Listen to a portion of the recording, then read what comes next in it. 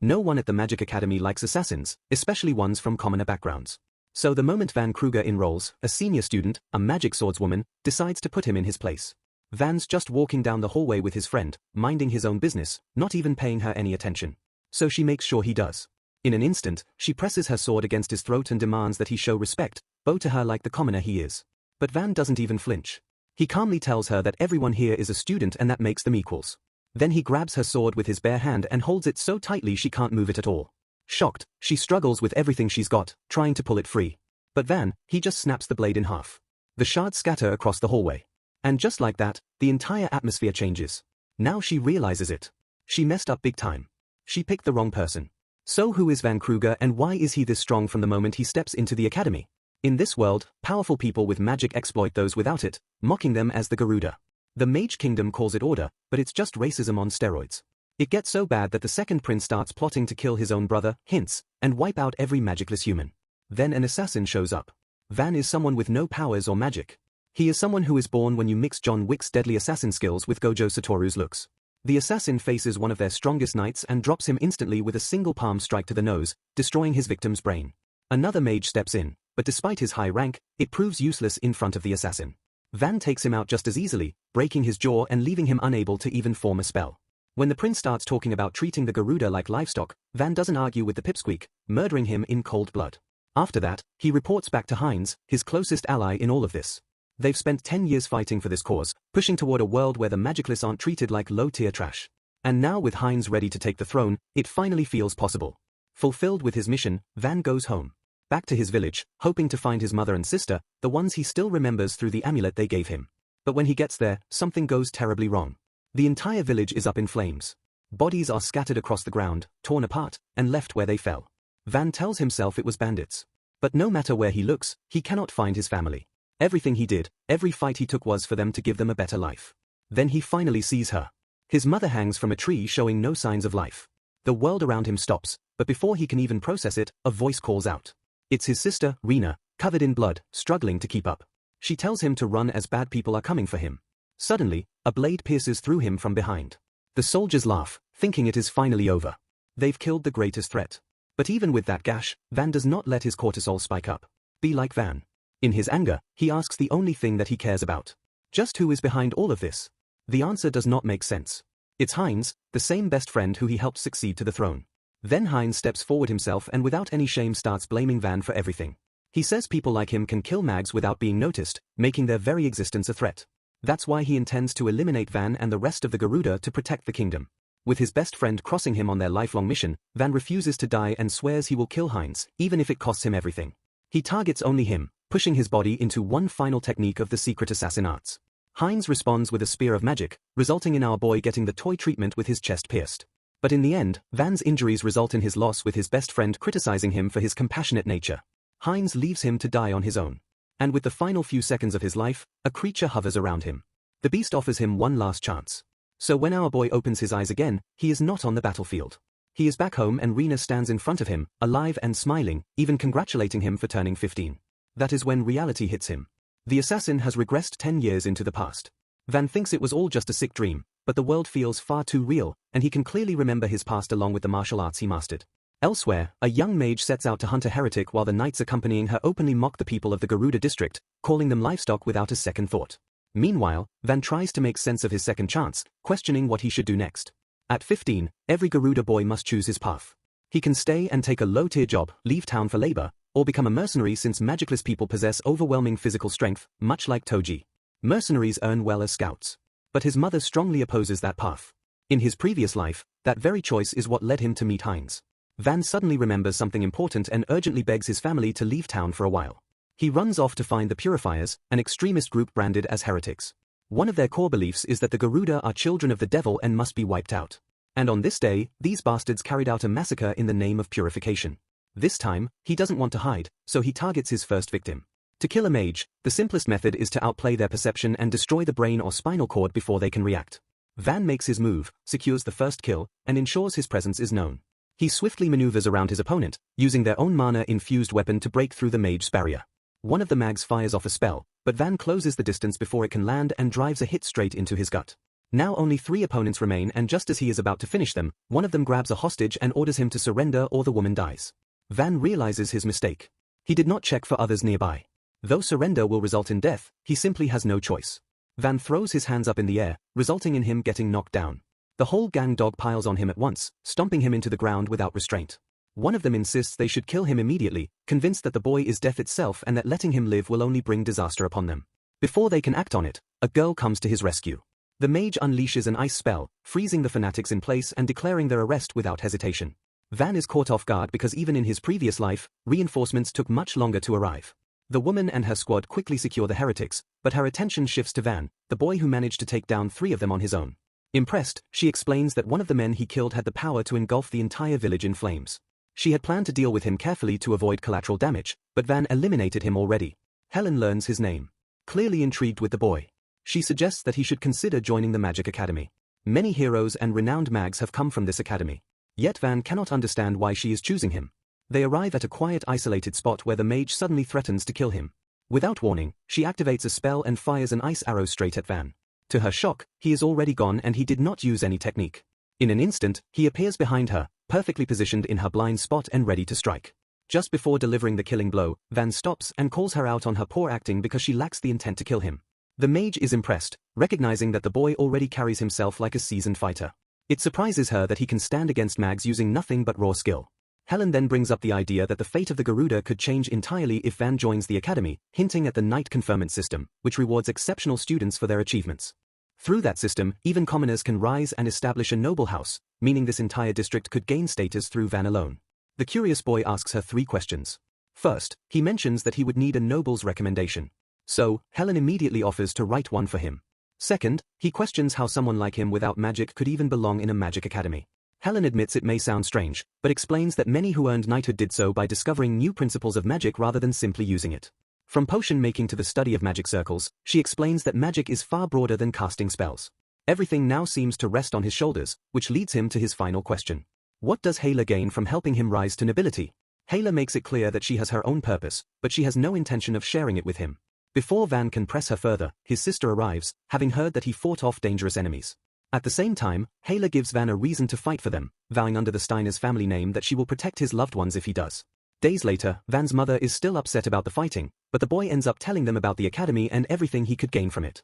Rena and his mother are horrified, knowing the Magic Academy is meant for mags, but Van reassures them that he will prove they are not inferior. His old life as an assassin no longer fits this path, and he knows he cannot do this alone. Helen's offer opens a completely new road for him. Having already died once, Van no longer hesitates to take hold of even the smallest chance at hope. He declares that he will erase the discrimination the Garuda face in this country, and his words carry the same firm resolve his father once had. His mother knows how stubborn he is, so she allows him to choose his own path. There is just one problem, the tuition fees, especially in this goddamn economy. Just when it seems impossible, Helen steps in and rewards him with a bounty for his role in the mission, solving his problem. Before he leaves, his mother tells him not to let the world's cruelty turn him bitter. Van says goodbye to his family and sets out, carrying their hopes with him. In the next moment, he stands before the magnificent academy. And this is where the real story begins. The boy is taken aback, awed with the grandeur of the academy. People around him are cheerily hustling about. A candidate introduces himself as Alexis von Hohenberg of the Hohenberg family. The guard instantly bows before the noble's son. There's also a girl recommended by the Duchess of Krainberg, another prominent noble. The boy steps up front to apply, only to get shouted at out of the blue. Noticing his red eyes, the elite kids around him recognize him as a shitty Garuda. The treatment is harsh and it's only just the start. Keeping it chill, our boy assures the guards that he didn't cause any trouble, that he's just here to apply. But the furious guard mocks him for not even knowing where he's standing. Van fires back by emphasizing that he's here for the Royal Academy, a place where anyone can take the exam regardless of status. Overreacting to a simple comment, the guard brings a spear right up to the boy's face, refusing to allow a Garuda to take the exam. Right away, Van is just thinking about how things resulted in a mess from the get-go. He can easily take this dude down, but causing a scene in front of so many people will destroy his perception. The more sensible guard tries to stop this guy from causing a scene in front of the examinees. Van is impressed that at least someone is trying to listen to him. But bro's perception is shattered pretty fast. The same guards who treated those kids like gods are looking down on our boy with condescension, calling him a diluted idiot like all the others. Van has to get used to these shitty standards from here already. The guard emphasizes to him that the academy doesn't discriminate on anyone's background. However, in order to take the entrance exam, a recommendation from a noble is necessary. He somehow thinks the kid wouldn't have that. But Van assures him he does, stunning the man before he pops out the letter with a proper noble seal on it. The moment he notices the Steiner's family emblem, he roars at the kid, calling him an insolent bastard for trying to fake his way in. The guard thinks that no reasonable noble would ever recommend a magicless piece of shit, so he takes the letter so he can accuse Van of committing a capital offense. Our boy isn't having any of it and drags his straight back, tossing him into the ground with a heavy thud. The other guy is just confused while the rest of the candidates observe in shock. Neither of the guards can believe that a magicless boy managed to make an adult fall like that. They even call it a fluke. Suddenly, one of the examiners comes around to check on the matter, and both guards apologize for causing the commotion. They hesitantly reveal that a Garuda is trying to apply to the academy, so the examiner glances at the kid and asks who he is. Van introduces himself as a candidate recommended by Hala Steinertz herself, a name that most others seem to recognize. Inspecting the letter with his own eyes, the examiner confirms that both the seal and the signature belong to Steinert's family. His attitude shifts and he bows before the boy, ushering him to go inside. The thing is, the Steiner's family is no joke, and all of a sudden, everyone is interested in Van's identity, questioning how on earth he got the recommendation. Our boy is uncomfortable with the attention and deduces that Helen must come from a big shot family. Entering inside, the boy looks around, noticing that each and every one of these people is an elite. He catches a glimpse of Dietrich, who later becomes the valiant swordsman. Aside from him, there's also Shale, the Grand Mage of Flames, and Lunaris, a blonde girl who becomes the Maiden of Might later on. Every single one of these significant figures from his previous life seemed to have graduated from the academy. Looking back at it now, Van was just a cold-blooded assassin, one who couldn't share the light of the heroes that fought for the kingdom on the battlefield. However, the moment the throne came into a power struggle, each of them ended up working for the corrupt princes. In the end, this man had to kill all of them. Talk about aura farming to the Maximum brothers basically looking at his body count victims. Still, now that he's at the academy, he has to compete with them under the light. And though it's going to be tough, Van intends to struggle hard and change the kingdom for good. While he's out here having his epic protagonist monologue, a dude calls out to him and talks down on him for standing calmly. Confused, Van expresses that he can choose to stand wherever he wants. And hilariously, this guy thinks it's our boy who's being rude. He goes on to give a 5-page essay of what family he belongs to. But Van has gotten so used to this in his previous life that he thinks bowing his head might be the easy thing to do. He remembers his mother's sweet words not to let the world pollute his mindset. Even in his previous life, Heinz told him the same thing, that bowing down to the people who hate you will never earn you equality. The person urged his friend to carry himself with dignity. But the kid yapping to him right now is an impulsive brat who forces his hands on Van. No more Mr. Nice Guy. Van tells him that he's the one who started this confrontation. And before the little bro could understand what he means, he grabs both his arms, forcing the kid down to his knees. This is called Spalaveg, the ability to resist the opponent's strength while harmonizing one's own, manipulating the other person's movements. That's actually the same technique he applied against the guard, too. Now that the noble is posted on his knees like a good boy, Van offers him a hand, further humiliating him. Apparently, the kid is so stubborn that he casts a magic spell right then and there to attack, only for one person's voice to stop the fight. Everyone freezes with the arrival of Prince Heinz, who highlights that the Garuda are the allies of the kingdom. The kid apologizes to the prince, while Heinz is so humble, he considers himself as just an examinee like all the others, requesting to be treated normally. He extends this same invitation to Van, but our boy is far too busy processing the fact that this guy too happens to be an academy graduate in the future. The 9th prince's appearance stuns the students. They didn't expect him to take an exam just like the rest of them. And what bugs them more is how he's being nice to a Garuda, cementing him with an even greater status. As for our boy, he's remembering their previous conversations. How Heinz once mentioned that he was at an academy studying long ago.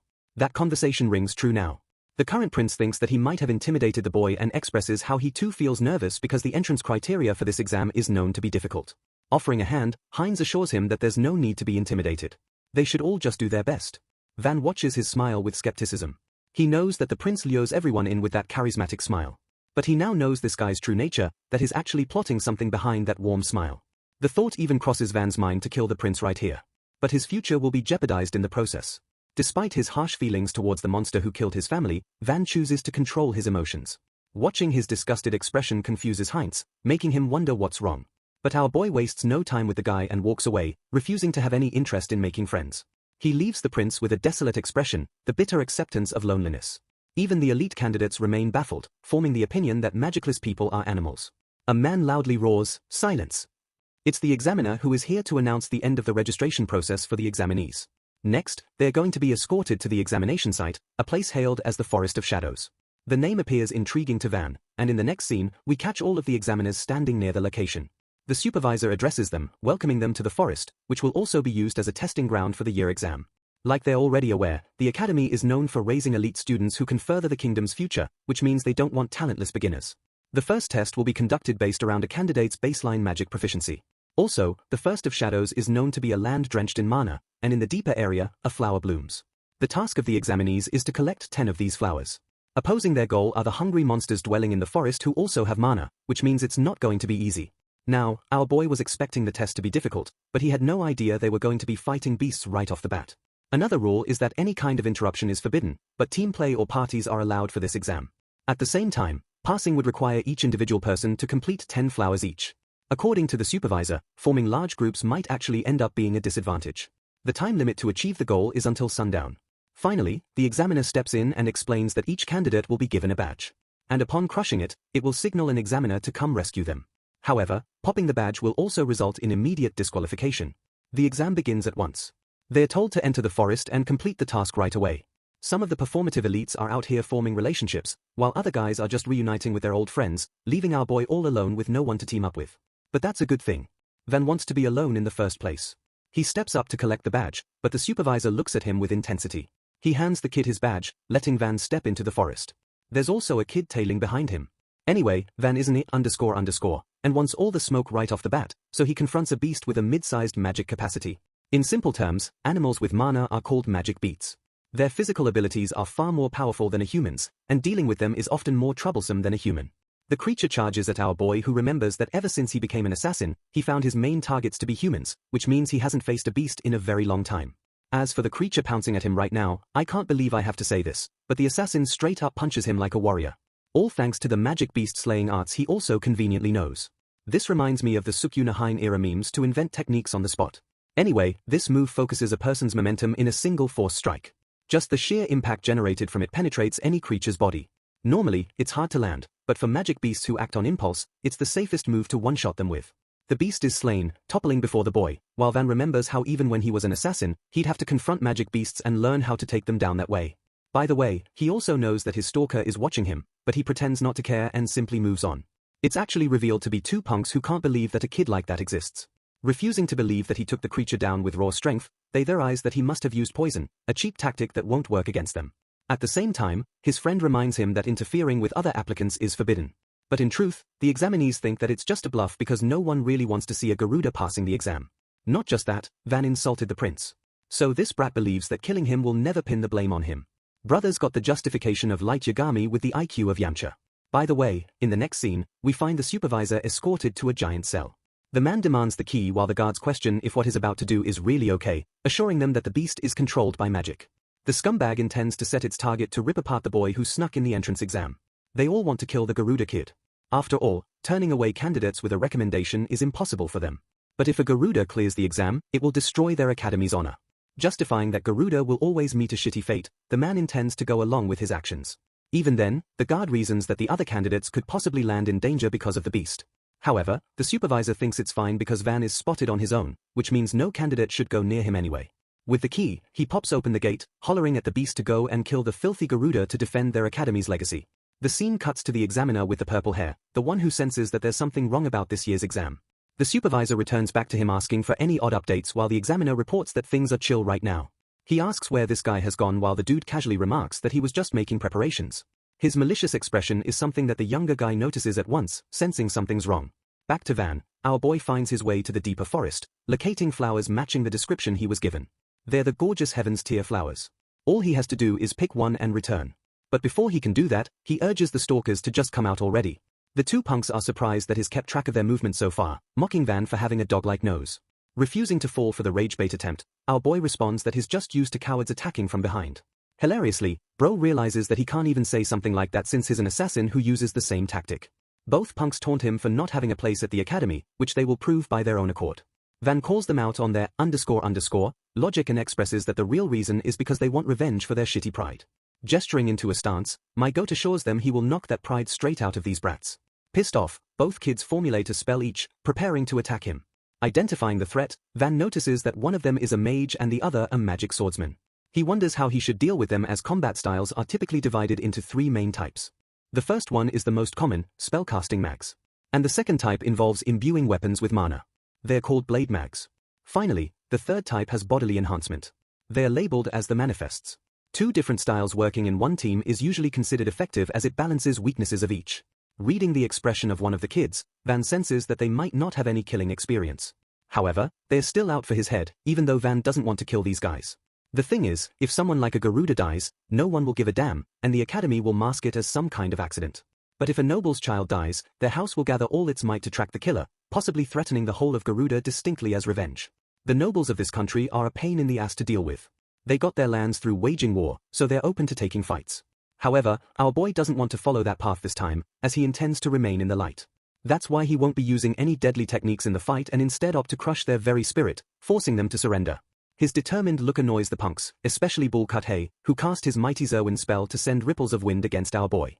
Though Van is able to evade the attack, he still gets slightly cut.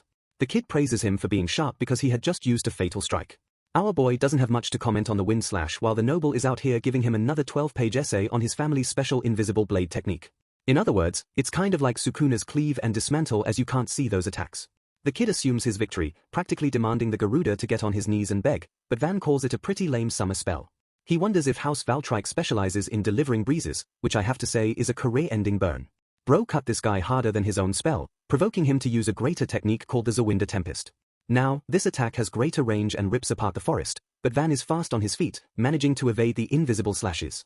It's not like Van can see the technique. Nah, he's just extremely fast on picking up a person's killing intent and responding accordingly. Making contact with his target, Van smashes a heavy gut punch, giving this dude a reality check for days. With him put to sleep, the other kid, a magic swordsman, tries to act like a big shot. He charges towards his opponent. Van immediately looks at his hand and senses the kind of fighter he is because as long as he avoids the sword, it's just like any other weapon. Except this isn't exactly the easiest thing to do either because the tip of the weapon alone moves several times faster than a regular punch. However, our boy's got those lightning-fast reflexes, being able to dash in and grab his opponent's hand instead of grappling with the sword itself. Next, he intelligently redirects the arm, swaying the kid before delivering a lethal karate chop to knock him down. The second kid gets back up. Van dares him to come and try once more because if he does, he'll stop holding back. The kid wants to throw up hands to surrender, begging for the fight not to continue. Suddenly, our boy senses a powerful presence nearby. His instincts are telling him that things aren't how they should be, and showing concern for the others, he begs them to get the hell out fast. In front of him arrives a creature drenched in red. A monster so menacing that it stops them dead in their tracks. With just a single strike, it launches all three of them up in the air, causing them to crash down. Van processes, what the hell just happened? His face expresses horror at the incoming hellboar, a menacing, high-ranking monster that shouldn't even be in this forest. The boar is about to smash them once again. Hellboars are generally known as the Cursed Fangs. They have mana-charged lunges, about as powerful as siege magic. In other words, a few hits and you're dead. Van knows this is a dangerous battle and tells the other two to run off. One of them accepts his suggestion, but Curly Hair refuses to run, surprising our boy. And no, it's not because this dude is brave or anything. He just got his foot shattered because of the charge, so he can't even stand. Van is far too busy focusing on the injured boy than on the monster literally charging in his face. Things have become confusing because he doesn't even have the choice to run while carrying the boy as the hellboar will catch up to them, especially since they have a habit of pursuing marked prey. The second option is to smash the badge and call for an examiner, but then reinforcements will take time to arrive too. The boy with the bad leg believes he's no good to continue, insisting his friend go. Maintaining his pride until the very end as one of the Valtryek family.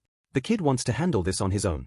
However, his friend refuses to abandon his comrade and believes that doing so will only disgrace his own noble house.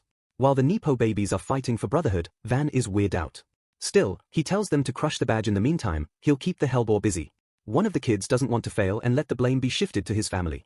Actually, both punks believe that way. And instead of going down, they want to die on their feet, fighting with their magic. Yep. The dumb asses and their cheap Vegeta-level pride is bumming Van out. He shouts at them that if they're really in it to fight, then they got to fight this battle to actually win, as that would signify a noble's true honor. Instead of understanding his position, they continue to call him a Garuda. Anyway, the hellboar is surely taking his sweetest time for letting them talk for so long, but we're finally back to the monster inches away from tackling them. The supervisor is chilling, knowing that it's finally time for the main event. Curious about his words, the examiner asks what he's on about. The ugly uncle refuses to elaborate and changes topics by asking if anyone called for help yet, but there haven't been any signs. Things have been quiet as of late. This makes this guy even more happy because he believes the Garuda got squashed so bad he couldn't even call for help. The thing about the examinees is that they all had their belongings zapped at the start of the test. All this guy had to do was go and fetch Van's backpack before showing it in front of the hellboar, allowing the magical beast to target that same scent. Having given such an easy start, he thinks it's game over for the kid and that only the report is left to confirm the boy's death. Bro is quietly chuckling, thinking he is out here manipulating like Yanoji or some __, while the examiner is questioning what the fudge this guy is on about. Back to the fight against the hellboar, the dominating Heil beast is still somehow far from its target. All three fighters are ready to stop it. With Van strategizing their approach, he's going to lead the first attack so the others can capitalize on it, but the prideful Nepo babies don't want to listen to his orders. Well, they're going to have to listen fast because the Hellboar is about to engage its attack. Noticing a moment to strike, Van takes off with speed, pinpointing his target's weak spot and using a collapse strike to cause the creature to stagger. It's such a heavy hit that it impresses the others. Retribution is a technique that locates a point that is supposed to create an enemy's follow-up attack. In other words, if a quadruple creature like the Hellboar moves, it usually moves its head first. Van utilized that factor and created a penetrating strike in that moment. At the same time, his attack isn't successful, not enough to kill the magic beast. Even though he has the same martial arts skills, the 10 years of the physique and endurance he built is no longer the same, which means it's harder for him to defeat high-level monsters in a single hit. Instead, he tells his comrades to attack at once, causing the Wind Noble to unleash more of his cutter strikes. The same goes for the other one who uses his magic sword to try and slash the creature's hide. However, his sword can't even penetrate. It's like hitting a rocky wall. All of their attacks are useless and only end up infuriating the magic beast. Sensing what's next, Van orders everyone to get down because this fat meatstick is charging full speed to bulldoze everything in its direction. Luckily, our boy survived the attack. Neither of them got directly hit, not even the noble brats. Van is just happy to see them alive, though. But one of the nobles remarks that he managed to divert the direction of the Hellboar using wind magic. That's the only reason they avoided a fatal strike. Unfortunately, the magic swordsman is completely useless. But Van doesn't want them to give up, believing they should try one more time. It seems like a death wish at first, but our boy assures them that in the next hit, he's going to send this fat boar straight to hell. The Valtry noble thinks he's gone crazy because they literally couldn't even tear the monster's magic protection in the first place. Giving him actionable advice, Van instructs him to use stones to increase the lethal power of the same technique. Slashing would always work, but stabbing might. Focusing on a single point.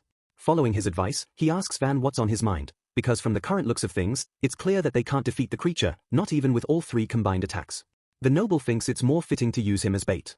That's why Van is insisting on trying again so he can plot his own escape. It's obvious that the kid with the bad leg should be left behind, but our king is on some marvelous aura. He doesn't believe in petty revenge. The boy states that his real goal is for his family as well as the Garuda people to be recognized as equals in the kingdom. In order to pursue such a goal, he can't allow himself to abandon his comrades and run off.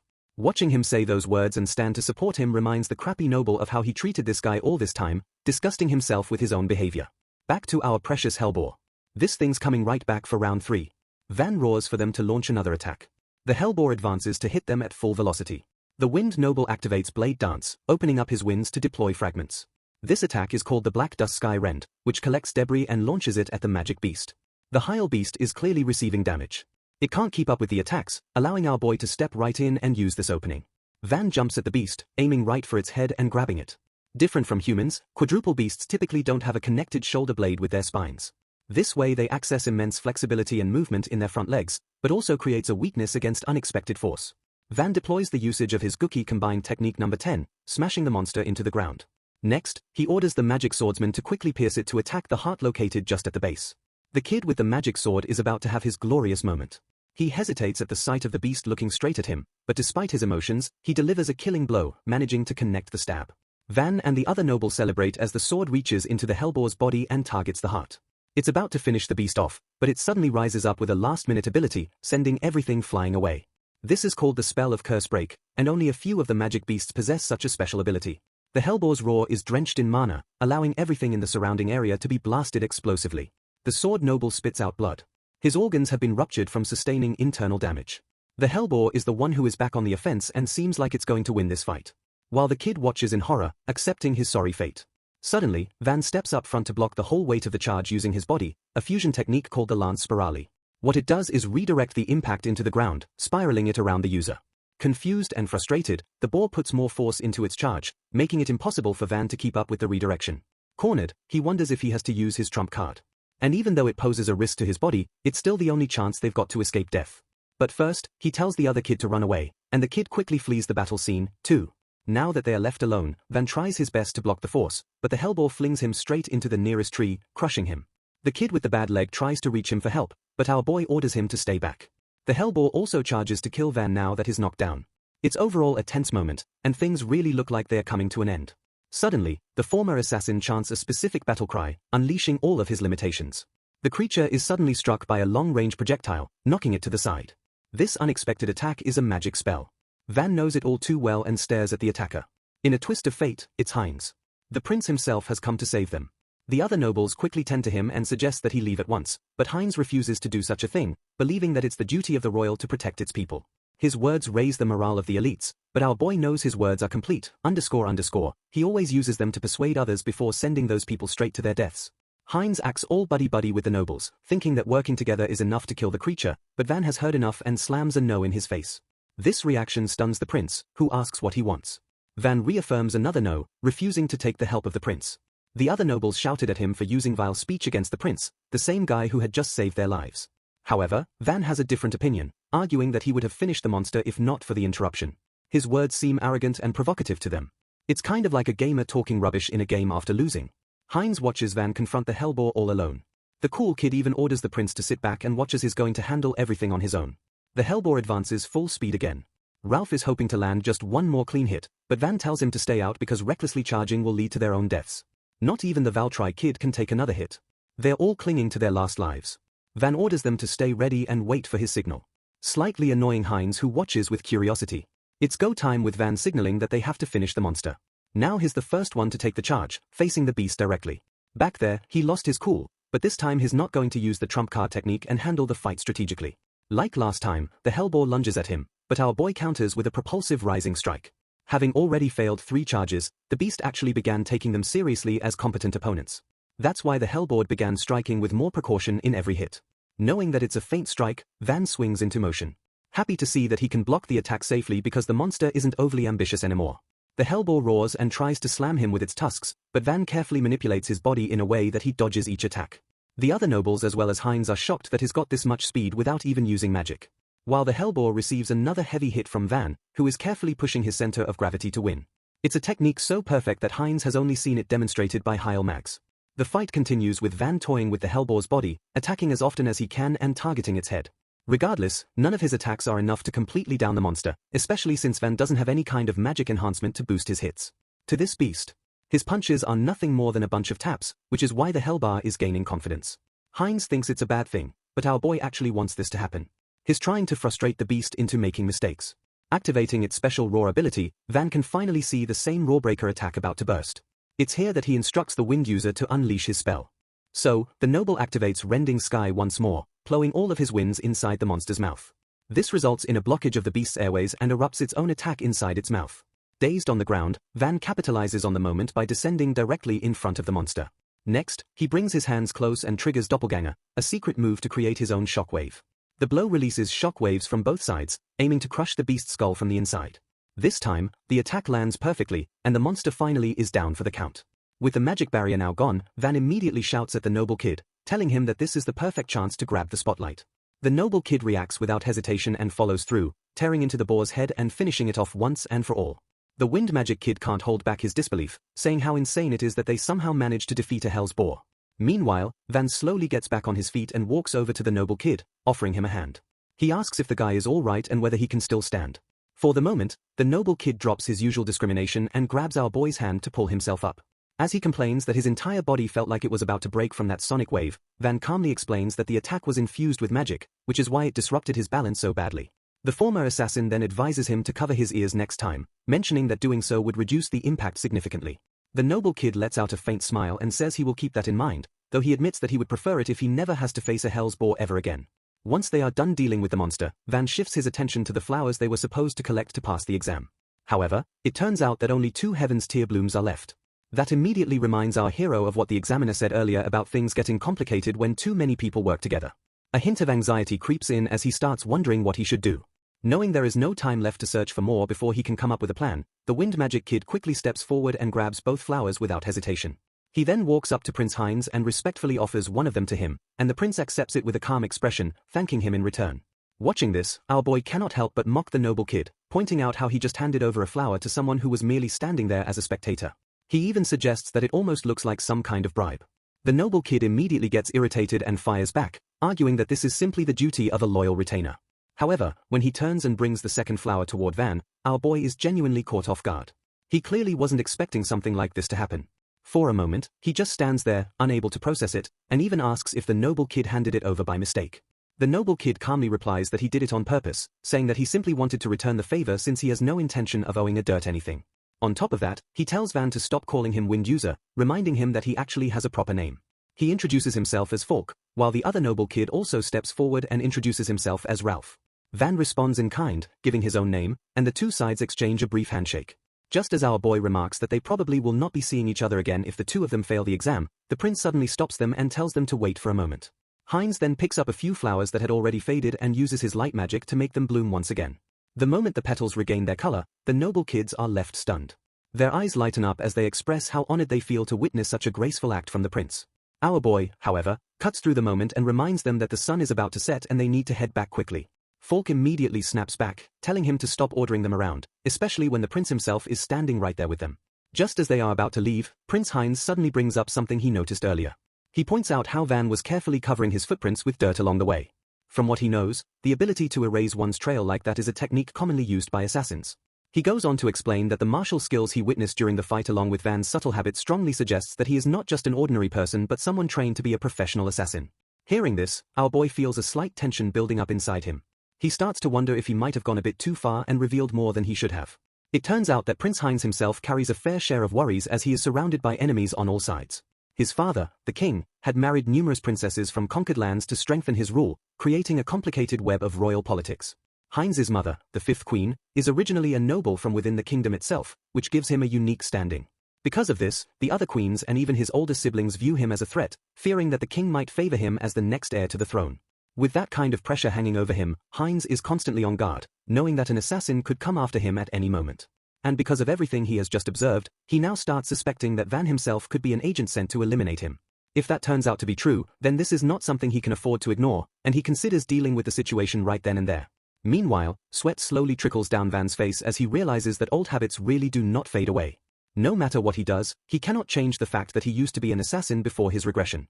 The real problem is that he cannot admit something like that. And even if he did, no one here would truly get it. Because of that, he knows he has no choice but to come up with a convincing bluff to get out of this mess. Van plays it cool and casually responds, saying that he never knew those techniques were considered part of an assassin's etiquette. Prince Heinz, however, sees right through that lame excuse, clearly not buying it for even a second. Still, our boy shifts his tone and tells him to believe whatever he wants, emphasizing that what he said is the truth. With every passing second, the atmosphere grows tense. Van then slowly starts walking toward Prince Heinz. Falk immediately steps in trying to block his path. But in the very next moment, our boy disappears from sight and reappears right in front of the prince, casually placing a hand on his shoulder. He tells him that he was only joking and asks him to stop making such a serious and intimidating face. Van then explains that he is simply not used to speaking politely, brushing it off by saying he is just a country boy who was never properly taught these kinds of manners. He gives a slight bow, carefully maintaining his composure while making sure not to reveal what he is truly feeling inside.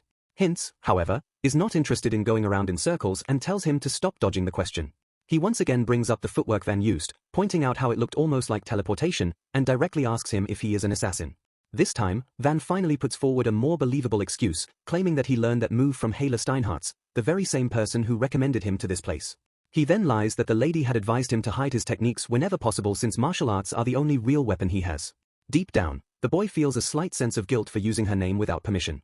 But at the same time, his answer finally seems to put the prince at ease. Even Ralph looks visibly shaken the moment he hears her name, making it clear that her family stands at a level respected even among royalty.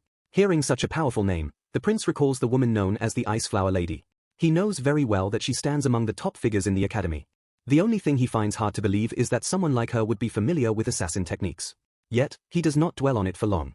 After all, he is confident that her house would never be involved in something as dangerous as plotting the assassination of a prince. Ralph then questions Van, asking why someone of Helen's caliber would ever recommend a dirt nobody. Our boy simply replies that he does not know the reason himself, explaining that all she told him was to go to the academy along with her recommendation. The prince steps in and shares his own assumption, suggesting that Helen might have planned to train Van personally and eventually bring him into her house. The other noble kids begin to agree after witnessing Van's abilities firsthand. With that, the prince finally softens his tone and politely thanks him, admitting that he might have ended up in serious danger if he had encountered the beast on his own. He openly says that he owes his life to Van and even bows slightly to show his respect. Van, however, remains as blunt as ever and casually remarks that they were not fighting for the prince's sake in the first place. Falk immediately scolds him for his disrespectful attitude, but our boy could not care less, especially after everything he has gone through. The prince quietly takes note of this, realizing how the boy chooses to throw subtle insults at him instead of asking for any kind of reward. As the shift comes to an end, students begin returning from the forest. Some of them carry the flowers they manage to gather, while others come back bruised, exhausted, and empty-handed. A sense of dread hangs over them as they worry about how they will face their families after failing to secure a place in such a prestigious academy. Meanwhile, the cunning professor cannot help but grow anxious as the prince still has not returned.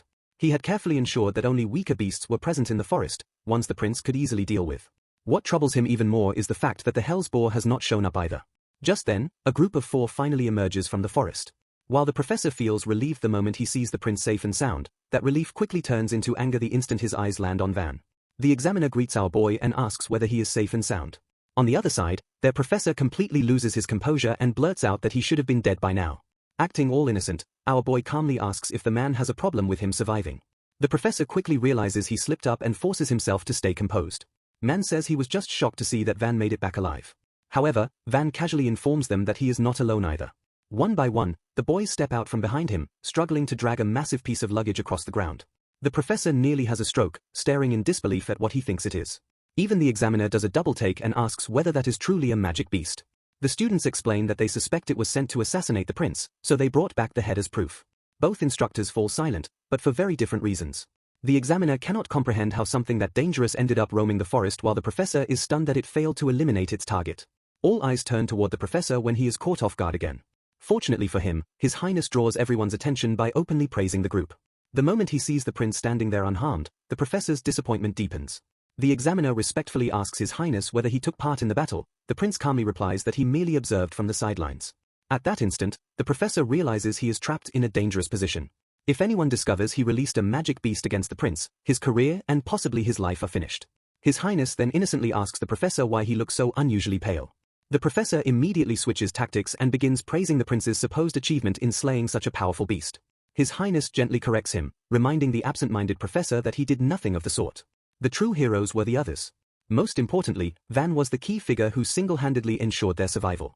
That comes as a shock to both instructors. Everyone is alarmed, completely refusing to believe that a Golda could be the strongest among them. Ralph immediately backs him up, saying that Van possesses an abnormal level of magical knowledge for Ayla. Meanwhile, Dietrich shyly confirms that His Highness's praise of Van's abilities is well-deserved. The professor stares in stunned silence, refusing to accept that Agala is taking the spotlight. But His Highness delivers the final push, calmly stating that it only makes sense for someone chosen by the House of Steinhertz. Van did not exactly learn much from Helen, yet he decides to play along without correcting anyone. After that, rumors quickly begin spreading about the abilities of the Golda chosen by the Ice Blossom Lady. In response, the examiner offers our boy his deepest gratitude. Protecting the prince is considered the highest service to the kingdom. Blunt as ever, Van immediately corrects him, saying he never protected the prince at all. That was simply a side effect of defeating the magic beast. With that said, he shifts the conversation back to what actually matters.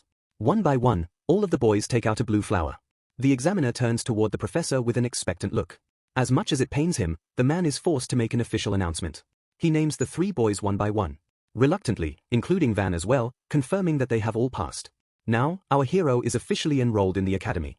With everything settled, the prince orders the examiner to conduct a detailed investigation into the magic beast's appearance. The scene then shifts to the academy's welcome ceremony. The headmaster makes it clear to all students that the academy does not exist for those merely adept in magic. Its purpose is to shape young talents into noble warriors who fight for and protect the kingdom. Among all the magic users, Van feels quietly satisfied that his life has finally changed for the better.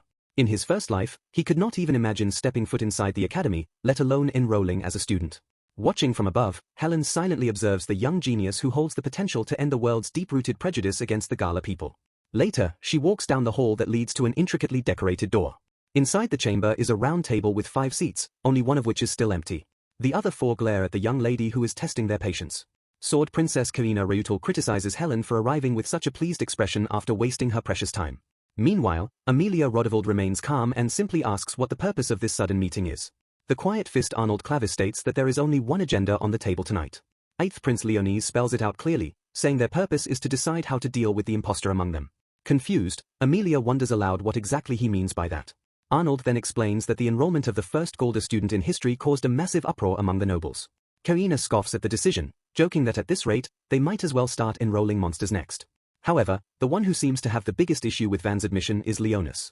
He bluntly turns toward Hayla, the final member of the 5 Radiant Crowns. He demands a darn good explanation for why she recommended a filthy gala into their prestigious academy. In the academy, nobles and powerful magi from across the kingdom gather under one roof. Even among elites like them, it is common for fights and disputes to break out over pride. To manage these conflicts, 5 students known as the 5 Radiant Crowns have disciplinary authority over the academy. Leonis demands an explanation for why someone of Helen's status would make such a foolish decision. Without hesitation, Hala replies that she witnessed Van's strength with her own eyes and acknowledged his talent. The Sword Princess, however, struggles to place the word strong and golda in the same sentence. She refuses to believe that people cursed from birth could be anything but weak and useless in combat. Even the calm and composed Amelia agrees that it is illogical. A race that possesses no magic simply cannot stand their ground in a fight. Leonis condescendingly remarks that it seems Hala lacks such basic common sense. Helen is ticked off when he mentions common sense. She says common sense is merely an excuse to stop people from thinking and to force foolish beliefs onto others.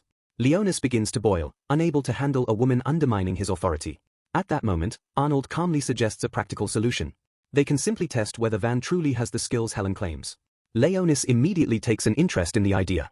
He goes further and proposes a punishment to humiliate Helen if Van fails the test. Though Helen is unsure what he is plotting, she offers a polite warning not to underestimate her choice. That remark irritates Kaina, who volunteers to personally evaluate his abilities. Leonis gives her full approval to crush the outsider.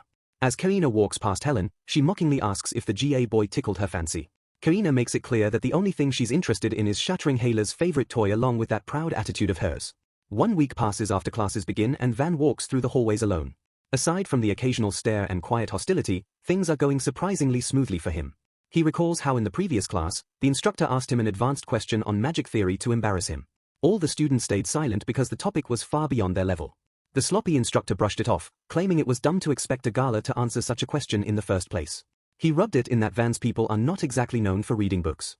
However, Van humbled him and showed who's boss, taking over the lecture and effectively turning the wrinkled old professor's lesson into his own. After that incident, he has not seen anyone try to pull a fast one on him again. Suddenly, he snaps back to reality with a slap on the back from Ralph, who invites him to join him for lunch. Our boy thanks him for the support. Ralph looks confused, clueless about what he means. The two then head toward the cafeteria together. On their way there, a purple-haired girl suddenly calls out to him. She looks genuinely offended, as if he committed an outrageous crime by walking past her without offering a proper greeting. The two sincerely apologize, yet Van's eyes widen in shock when she raises her blade right up to his neck. He bluntly asks the crazy what her problem is. She stares at him with a holier-than-thou smirk, claiming it is only natural for a gala to bow with his forehead pressed against the floor. My guy calmly replies that they are both students of the same academy. He has no intention of bowing just because she believes he should. Hearing that, she coldly asks whether he even understands his true status within these walls. Suddenly, Ralph steps forward to back up his friend, saying she is going too far. The girl insists that enforcing discipline is necessary to ensure everyone remains obedient to their superiors.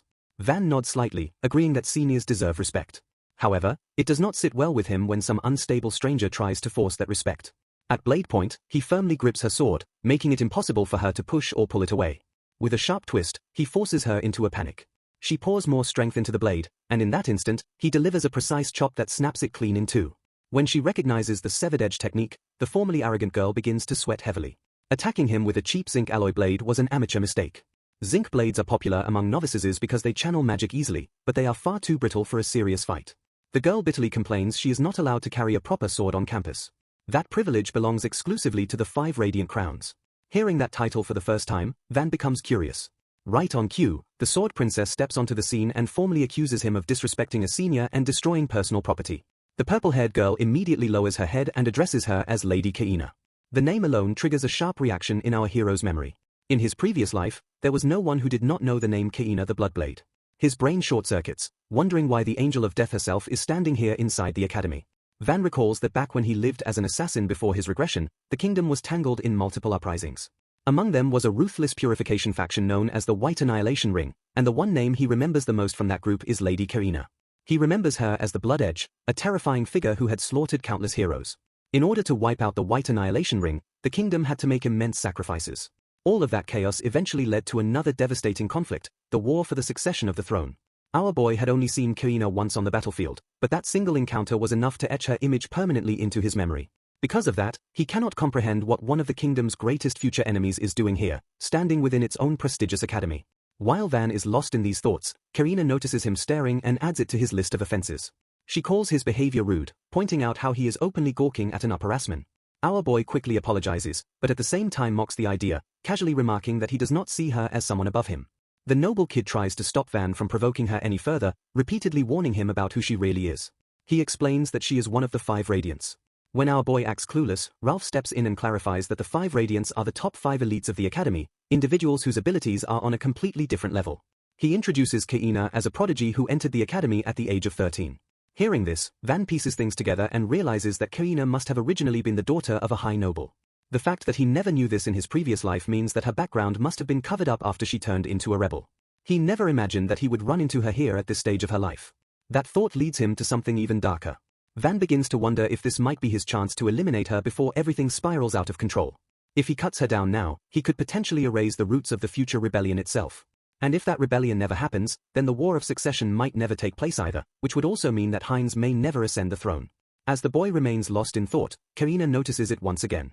She warns him that she is officially permitted to carry a real blade and then shifts into a stance so refined and lethal that it feels capable of killing someone in an instant without even revealing the motion of the strike. Ralph urgently tells our boy to apologize before he risks his life. But Van calmly replies that he wants to confirm something first and tells him to step back. He takes up a fighting stance of his own, effectively provoking her to attack. The Thousand-Blade Sword Princess, already irritated beyond restraint, moves in with the intent to kill. Her strike comes at a speed that ordinary eyes cannot follow. Yet Van narrowly avoids it, taking only a slight graze instead of a fatal blow. Kaina quickly declares that she is stopping the punishment for now, insisting that she will continue it at a later time and then leaves the area alongside the purple-haired girl. When they arrive somewhere secluded, away from any observers, the purple-haired girl asks why she allowed the boy to go. The Thousand-Blade Sword Princess struggles for a moment, maintaining her composure, then lowers herself to the ground and replies that she was not the one who let him go. She makes it clear that this incident must not reach anyone else's ears, all while revealing the injury she sustained from the boy's encounter. She then recalls that she saw this before in an old martial arts book, and it is known as the hardcore point. This is a vital spot that targets the nerves. So, the victim gets paralyzed and cannot walk properly after this. The purple-haired girl then asks if it was a stalemate, but Kaina remains silent. On the inside, she is sure that wasn't the case at all. What actually happened was that during the fight, she was aiming for his neck. However, Van managed to slip in close to her and ruthlessly targeted her weak point. She tried to retreat in an attempt to dodge, but because of that, she missed her target. Our boy then rushed in and hit her vital point with dead accuracy. Kaina is more shaken since this is the exact same move taught in renowned sword schools and wonders where the hell Van learned it from. The purple-haired NPC is high on copium and states that it wasn't a tie at all. She continues that Kaina is the victor since she was the last one standing. The Sword Princess pretends to agree with her, but deep down she knows the truth. This particular vital point doesn't actually kill the person, but instead hurts like hell. So, this move was done deliberately. If this were a life or death situation, she is certain that she would have gotten an economical class ticket straight to the afterlife. Brushing those thoughts aside, she gets up and says that she got careless.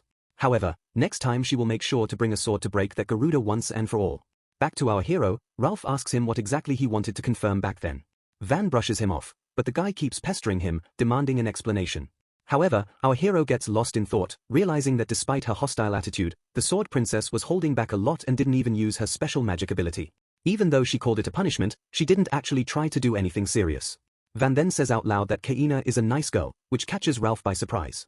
But our hero is now completely sure that she isn't the Bloodblade for now and gets determined to help change her fate. Ralph just drops the topic, saying that our boy probably hit his head too hard or something. When Van returns to the classroom, everyone immediately stops talking and avoids his gaze. He then takes his seat and all the classmates immediately start gossiping about what happened in the hallway. Our boy manages a nervous smile, but then his two lackeys appear and reassure him that trash opinions will always stink. Ralph offers to go with him to apologize to the Sword Princess while Falk reassures him that he will get his father to smooth things over.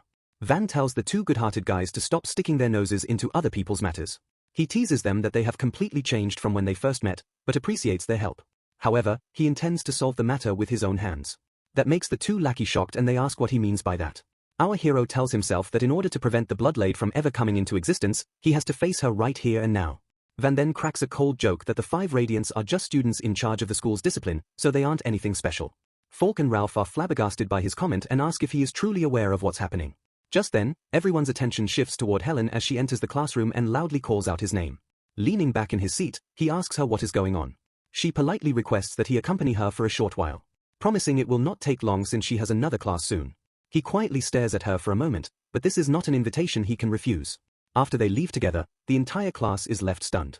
No one ever spoke to the Ice Blossom Lady in such a casual manner before. The scene shifts to a tea table set in the middle of a flower garden, a perfect place for a private conversation. Helen smiles gently as she delivers the news that the 5 Radiants have decided to send Kaina to test his abilities. He sarcastically replies that her warning came a little late. Hayla remains cheerful, admitting she did not expect Kaina to challenge him so quickly. Kaina is destined to lead the renowned swordsman Luya family, so her extraordinary skill does not surprise Van. However, he senses that she is not merely another talented heir. There is something deeper about her. Helen tilts her head and asks what he means. Unsure how to phrase it, he says she feels like someone who abandoned everything in life except training her sword. Helen's eyes narrow slightly at that observation and she quietly praises his sharp insight. She reveals that Kaina is not simply another noble child of the Luya family. In fact, she was born from an affair with a maid and was never formally acknowledged as legitimate. That perception changed when she turned 10 years old. During a friendly spar, she completely overwhelmed her 17-year-old brother. At the time, everyone assumed her brother would inherit the family name, but her overwhelming display of talent forced them to reconsider. Despite facing resentment and jealousy her entire life, she was ultimately named the next head of the family, regardless of her birth status. Hearing all this, Van wonders how Helen knows such personal details as an outsider. Helen laughs softly and says, "Noble society thrives on gossip." Setting that aside, she recalls the first time she saw Kaina before the academy entrance ceremony at a formal gathering. The girl stood alone in a quiet corner. While no one bothered to even say hi, she remained silent, calmly observing as her father ignored her presence and spoke to others like she didn't even exist. His lack of love and indifference was clearly visible in her empty, soulless eyes. Seeing how much concern she shows for the girl, he asks why she did not approach Kaina back then. Hayla explains that it was not so simple. As the heir of another powerful noble house, stepping in would be difficult. It is seen as a Steinhaus interfering in the internal matters of the Luya family. Van sighs, seriously annoyed by how exhausting noble traditions are. Helen continues, saying that Kaina probably does not even remember that night. With the way her family politics are unfolding, she fears the girl may eventually walk down the wrong path. Van's expression turns serious as he asks what she would do if that were to happen. Helen answers without hesitation that she would use every ounce of her power to stop her, otherwise she would never be able to wash away the past regret buried in her heart. At that moment, all the pieces begin to fall into place. He always believed Helen had the potential to become a legendary hero whose name goes down in history books. Yet he never heard of her in his previous life. Her life was probably cut short while trying to bring Kaina back after she lost herself. As if sensing his thoughts, Hayla warns him not to get sentimental toward her. She remains a ruthless swordswoman, a brilliant one who would not hesitate to cut him down. Our boy replies confidently that he understands that perfectly and that this conversation has only motivated him further. He looks straight into her eyes and swears he will erase her regrets. In his last life, Kaina was unstoppable, but this time he has the opportunity to stop the threat at its source. Surprised by his resolve, Hayla admits she feels somewhat relieved hearing those words. She was hoping he would help her. Still, words alone mean nothing. She asks whether he actually knows a method to counter her invincible sword mastery. Van assures her that he does and casually invites her to meet after school so he can demonstrate it. Later that evening, Ralph and Falk head into the forest searching for him. Falk feels uneasy about following their friend like this.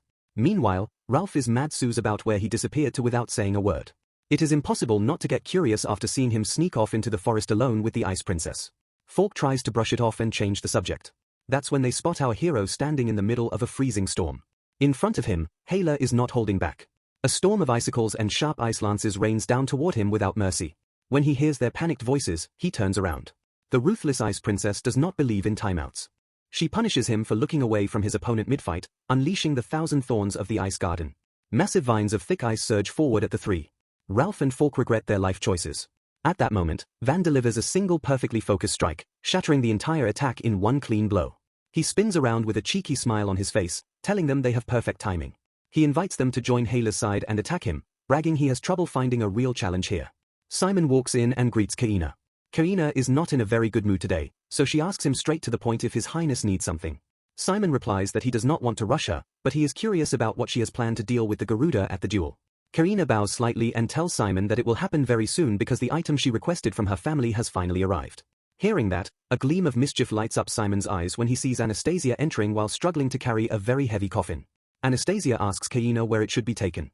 Kaina calmly instructs her to take it to her room and to handle it with great care. Simon can hardly believe what he is seeing. Something so ancient, something so artifact, and something so powerful stands right in front of him. Kaina then asks Simon if that would be enough for the task ahead and if it might be going overboard just to kill such a Garuda. Simon, however, clearly wants the event to become a spectacle rather than something quiet and simple. He comments to Kaina that someone like her is a bare blade in human form, someone whose power and skill deserve a proper stage. For someone like her, there is no stage better suited than this moment to show everyone the mastery she possesses. Meanwhile, a notice appears on the student board and the entire academy quickly begins to talk about it. The announcement states that Kaina, one of the 5 brilliant crowns, has officially challenged the first-year student Van to a duel as punishment for disturbing public order. The news spreads across the academy almost instantly, and students gather around the board while whispering among themselves. Everyone knows that this is not an ordinary duel. Many of them quietly say that it feels more like a prepared death trap. The battle will take place in the Royal Academy's great training grounds, which students commonly call the Chalk Ring Arena. This arena is not just any place for practice. It is a sacred stage used for official duels between students and also for special trials that test the limits of one's strength and courage. Because of that reputation, the arena carries great weight within the academy. When the day of the duel finally arrives, the air feels tense and restless. Students gather from every corner of the academy, filling the stands with loud voices and curious stares. At the center of the arena, Van quietly stretches his limbs while waiting for the duel to begin. The crowd grows larger with every passing minute because everyone wants to witness what they believe will become one of the most unforgettable duels the academy has ever seen. Ralph comments that the mood in the arena feels quite grim. Falk replies that he already knows why so many people have gathered here today. They all understand that this is not truly going to be a duel. Ralph looks confused by that statement. So Helen calmly explains it to him. She says that this is not a duel at all. It is a punishment. It is a fight between one of the 5 Radiant and Agada. And everyone believes it can only end in a one-sided slaughter. That is what the crowd expects to see. And that is exactly what most of them have come here for. Ralph responds that maybe that is the common way other people see it. Falk then finishes his thought and says that they already know what kind of power Van possesses and he is not someone who can be measured with common sense. Hayla then glances toward the prince who is watching the arena from above and quietly remarks that even he seems to believe the same thing. Sure enough, Prince Heinz is present among the spectators and observes everything with calm attention. Simon notices him from a distance and wonders to himself why the prince has come to watch this duel. Yet no clear answer comes to his mind.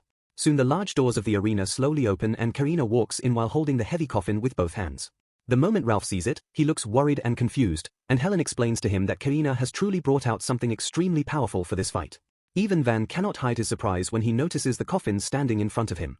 He lets out a nervous joke and says that perhaps she has brought a coffin meant for him, though he adds that thinking so might be a bit too presumptuous on her part. Karina tells him to drop the act because that coffin will soon become the reason for his death. With that, she opens it and reveals multiple swords stored within it along with magical realms embedded inside the structure. The weapon is known as the Sword Coffin. It is a portable armory that has been passed down through generations by the Sword Saints of House Lutia. Falk reacts with disbelief and wonders why the Sword Saints would even think of creating something like that. Karina then pulls out one of the swords and points it directly at Van while declaring that she will make him regret ever setting foot inside their academy. Van now no longer looks unfazed or confused. His expression steadies and he answers that she will be the one who regrets it when he smashes her precious sword coffin in front of thousands of spectators. He then asks when the duel will begin. Karina replies that it has already begun as both of them charge straight at each other. What Karina does not expect is the sheer speed Van begins to use against her. One moment, he stands far away and in the very next split second, he appears right in front of her face. Karina quickly blocks the attack and Van comments that she has good reflexes. In truth, she is confused and so is everyone else watching the fight. None of them understand how a Garuda can move that fast. Many in the crowd assume that he must be using instant movement magic. That explanation spreads quickly among the students because nothing else seems possible to them. Yet, that idea should be impossible because someone they consider a low-life should not be capable of using magic at all. Falk watches closely and admits that no matter how many times he has seen Van perform this trick, it still looks exactly like magic to him. Helen calmly corrects him and explains that it is not magic at all. The technique is known as phantom step. Normally, when people move forward, they kick off the ground and their body follows through in a sequence of motions that takes time to complete. Van does not kick off the ground in that way. Instead, he slides his entire body forward by controlling his center of gravity while using the rotation of his pelvis to generate force. That is the real nature of his footwork. Because of that movement, he appears to glide forward as if powerful springs are hidden inside his feet. Even after hearing the explanation, the boys still struggle to understand how it works. The truth is that when someone faces it in close combat, the movement looks exactly like teleportation. When Helen first witnessed this technique in the Garuda forest, she also believed she had just seen magic. Falk feels excited after realizing this advantage because it means Van should dominate at close range where a long sword cannot swing properly. However, the battle takes an unexpected turn. Karina suddenly lunges forward with her sword again and again, forcing Van to retreat while he receives a small cut on his arm. Karina has already realized that he wants to stay close in order to avoid the full reach of her blade. What Van does not anticipate is that long swords contain an unsharpened section near the hilt known as the ricasso. Through a technique called half-swording, a fighter can grip the ricasso with one hand and control the sword even at close range. Ralph remembers hearing about this technique being used on the battlefield. Yet, he never expects that it is something a noble lady would train herself to perform. Falk also begins to understand that the rumors calling Karina the next sword saint may not be empty praise, but a glimpse of her real destiny. Helen continues to observe the fight with sharp attention. In her mind, this decision still feels like a dangerous move when facing someone like Van. Karina once again closes the distance between them, and Van answers with a quick punch that lands against her and forces her slightly back. He does not stop there and charges forward once more to press the attack. Simon watches the exchange with a rough expression and thinks that Karina is simply taking hits without reacting properly. Anastasia quietly explains that for magic swordsmen, attacks that contain no magical energy are extremely difficult to read or evade. Because Van strikes with absolutely no magic power, his attacks appear completely unpredictable to them. Karina, however, does not seem worried at all. She actually enjoys the exchange because a magical barrier surrounds her body. She believes that ordinary physical strikes cannot pierce that defense unless Van somehow uses magic. Suddenly, a sharp ringing explodes inside her ear as if her eardrum has burst and a wave of red sensation floods through her body. Shocked and unsteady, she asks Van what he has done to her. And Van answers with a cheeky smile and suggests that perhaps her magical concentration is simply sloppy because of the place where she came from. And his response only fuels Karina's anger even further. Next, Van explains that the technique he had used earlier is called air palm. It works by using wind pressure released from a palm strike. The force of that compressed air travels as a shock wave that strikes directly into the semicircular canals of the inner ear. The explanation spreads through the arena while people hold their breath and watch the unbelievable sight unfolding before them. Lady Karina, the proud sword princess, is actually being pushed back. Simon is stiffed as he watches her retreat and frustration rises inside him because to him it looks as if a noble is appearing weak in front of everyone. Karina is still struggling with the painful ringing inside her head when Van calmly asks if they should simply end the duel here. Right after saying that, he springs toward her again to finish the exchange. However, Karina slowly raises her head and a sinister smile spreads across her face. At that moment, everyone realizes something is wrong. The retreat is never a weakness. It is part of her plan. She suddenly slams her blade into the ground and a violent wave of power erupts outward. Shock waves ripple through the arena floor and scatter dust and fragments of stone everywhere. The spectators look around in alarm while Van braces himself and studies the attack. From what he can see, she merely swings her sword with mana flowing through it. Even without a direct strike, the wave of power alone shakes his body to the core. Karina then explains that this is the reason why generations of sword saints devote themselves to mastering the Heavenfall blade. Van also notices the drawback of the technique because the sword itself struggles to endure the strain created by the enormous power flowing through it. Simon finally allows himself to smile again. He concludes that Karina has clearly been holding back until this moment.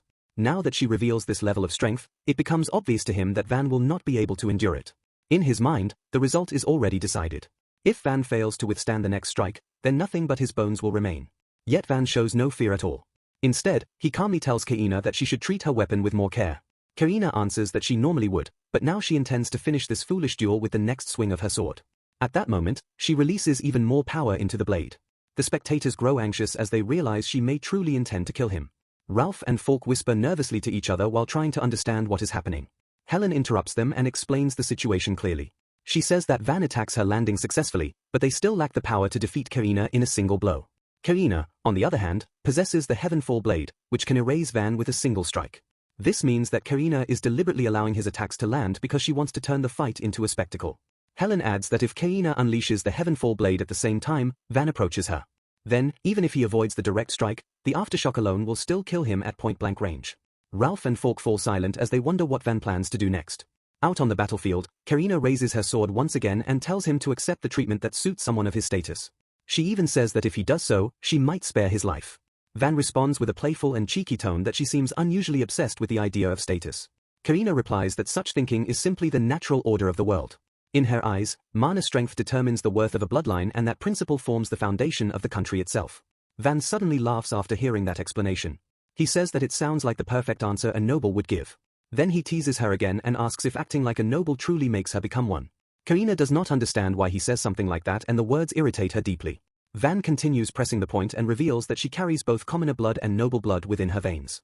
According to him, that is the reason she tries so desperately to prove herself as a real noble so that her father will finally acknowledge her. Those words strike directly into her hidden weakness. Karina freezes for a moment because she cannot understand how he knows something so personal. Her anger surges uncontrollably and she pours even more power into her blade. The people watching the fight grow worried for Van. As the tension rises, Hayla immediately understands what Van is doing. She realizes that he is deliberately provoking Karina so that she will unleash an all-out strike without thinking. Ralph cannot understand the reasoning behind such a reckless move. He wonders why Van would push her so far and risk his life just to force that reaction from her. Van's comment is not actually baseless. In truth, it reaches directly into Karina's deepest secret and the shame she has carried for years. She has always felt like a foreigner that somehow slipped into noble society. She is the daughter of a nobleman, but she is born from a concubine, and because of that, she never truly belongs within the noble family. While growing up, she watches the nobles carefully.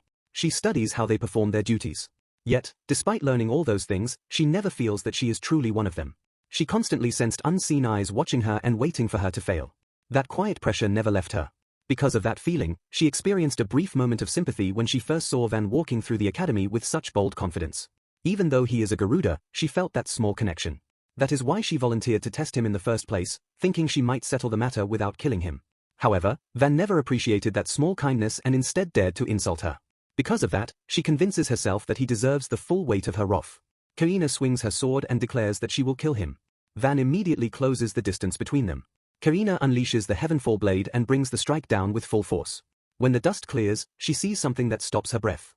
Van has used his bare hands to stop the attack and he is now gripping her enormous sword firmly. The crowd cannot believe what they are seeing. A sword-snatching technique has just disarmed a blade using nothing but bare hands. Everyone believes that such a thing should be impossible. In real combat, no one should be able to stop a descending blade with their hands alone. Yet, what Van performs in front of them becomes something entirely new.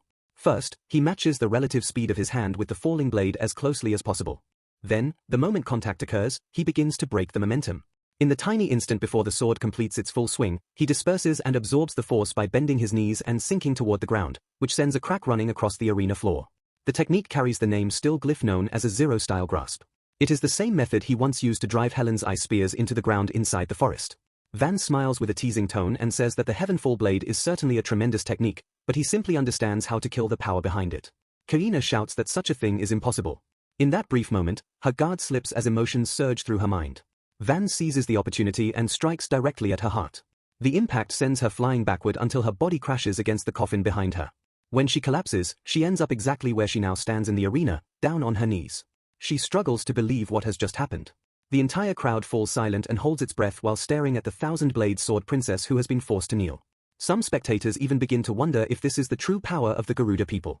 Simon and Anastasia grind their teeth in frustration while Ralph and Falk quietly cheer in their hearts and hope Van keeps attacking without hesitation. Van, however, has a different intention.